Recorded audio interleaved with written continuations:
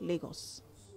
The coordinating Minister of Health and Social Welfare, Professor Mohammed Pate, says the macroeconomic and health sector reforms of President Tinubu have created a platform for Chinese investors to localize the manufacturing in-country after years of challenging policy and ease of business limitations. Professor Pate stated this while addressing a high-level forum at the China-Africa Health Cooperation Forum at the China-European International Business School in Virginia.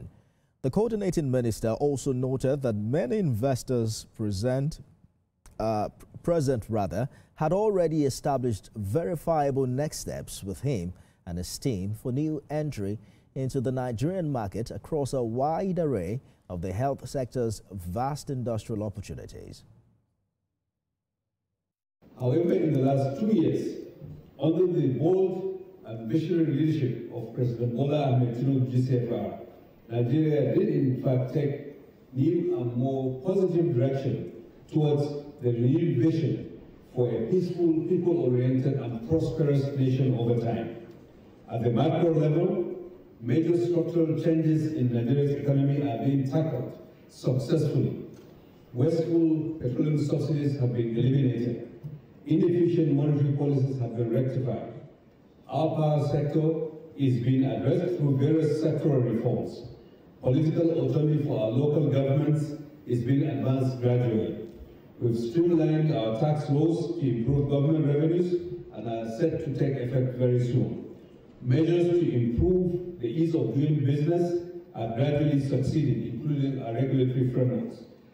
The difficult issues of financial crimes and corruption are also being addressed.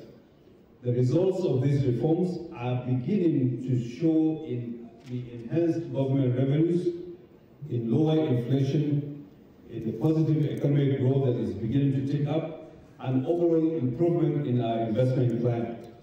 For the health sector, this means the increasing revenues of our government can be channeled towards investing in health and the well-being of our population, which is crucial to accumulation of human capital for further economic development. The National Association of Resident Doctors Federal Medical Center Gusau has joined in the ongoing nationwide strike tagged Total, Comprehensive and Indefinite Strike. The industrial action follows a series of warning strike embarked by the association, which prompted the national body to begin the industrial action. As at the time TVC News crew visited the Federal Medical Center Gusau, the hospital, especially the outpatients department and wards, were scanty, with very few patients being attended to.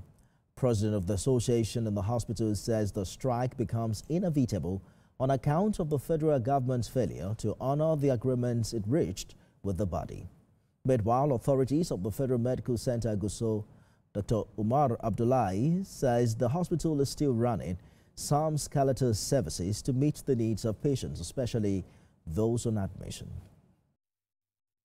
This is quite unfortunate to the nation that we are battling with issues of brain drain, JAPA syndrome, and now here we are. While doctors that form the Association of Resident Doctors form 70% of the total manpower in the country as far as doctors is concerned. So imagine those 70% of the total manpower has shut down indefinitely. You know, we are human. We just tell the patient we have given 6 days. Even after the expiration of the ultimatum, we give a window period of 6 days to hand over all patients and liabilities to the consultants, as well as the custodian of the house and the management. Tension is rising once again at the Federal University of Ekiti as students and youth leaders across Ekiti State took to the main entrance of the campus in a peaceful protest, calling for transparency and fairness in the ongoing process to select a new vice-chancellor. The protesters carrying placards with messages like "Enough of corruption in FUOYE" and "Suspend ongoing manipulated VC selection process" say they are concerned about what they describe as an attempt to impose a predetermined successor. Stand before the Nigerian public today, the Southern Nigeria Youth Congress and the National Youth Council of Nigeria, Ekiti chapter, to discuss the address of mistreatment of distrust of FUOYE or Ekiti. We confirm that we have formally submitted a comprehensive evidence backing petitions to the visitor of FUOYE, His Excellency President Bola Ahmed Tinubu, GCFR. The copy of the relevance have been submitted to security agencies and everything that brings this institution. We are tired. We are tired of maladministration. Our demand now is that we want the FCC to please move, to please key to the system. We want the government to please call him to order and remove him. We want Udoma, Victor Udoma, Senator Victor Udoma, to be removed so that proper administration can be well seen here. Operatives of the Lagos State Traffic Management Authority LASTMA today averted what could have been a fire disaster following the overturning of a gas-laden whole white tanker truck along the main carriageway at Chisco before the traffic lighting ward of Victoria Island, Lagos. Preliminary investigations indicate that the incident occurred when the driver of the truck, fully loaded with compressed natural gas cylinders, lost control of the vehicle, causing it to overturn on the busy expressway. Upon arriving at the scene, LASTMA personnel swiftly cordoned off the affected area, securing both the overturned vehicle and the CNG tanks to prevent any leakage that could have triggered an explosive conflagration. The LASTMA Rescue and Emergency Unit immediately activated a multi-agency emergency protocol, calling key responders such as the Lagos State Fire and Rescue Service, the Lekki Concession Company, the Nigeria Police Force, and the Standards Organization of Nigeria. General Manager LASTMA, Olalekan Bakare, who was physically present at the scene, commended the prompt and disciplined conduct of his officers and partner agencies.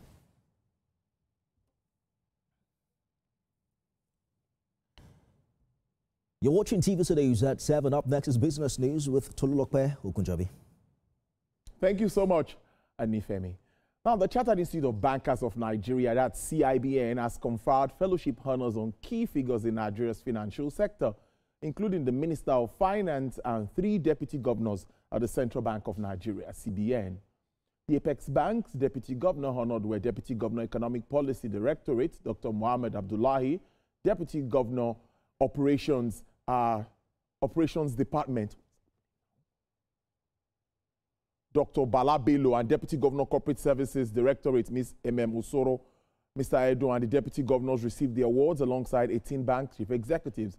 The top banking regulators were conferred the honors during the Institute's 2025 Fellowship Investiture in Lagos with the theme Banking Beyond Boundaries, leveraging technological innovations for enhanced performance in Nigeria's banking industry.